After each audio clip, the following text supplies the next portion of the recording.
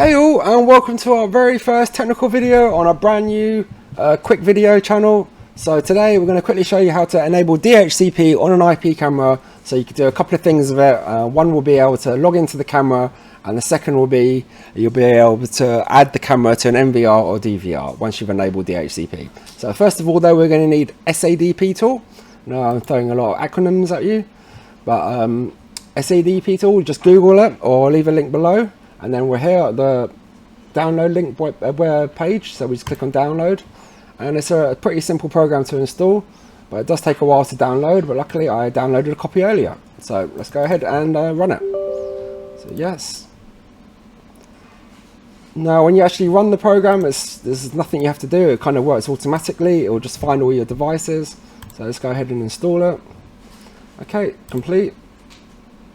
Now it's launched the client. As you see here, it's found all our Hikvision devices on the left hand side, and we have one camera here which is inactive with a strange IP address. You see this IP address is different from the rest because we have not enabled DHCP on this camera.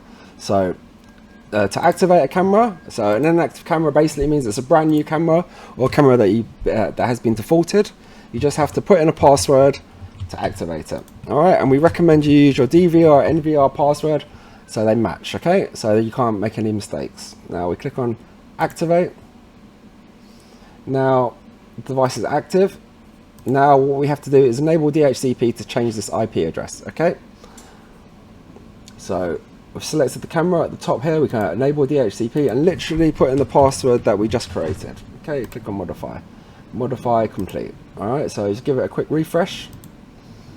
Now you see the camera has been given a local IP address. Perfect. So we can now double click this IP address to log onto it, or if you drop down that number, now you'll be able to add that IP camera to your NVR or DVR. Alright guys, so that's a crash course in Sadp Tool and DHCP. Thanks for watching, and please don't forget to like and subscribe if you enjoyed it. It really does help the algorithm, and hopefully we've got some good videos to come.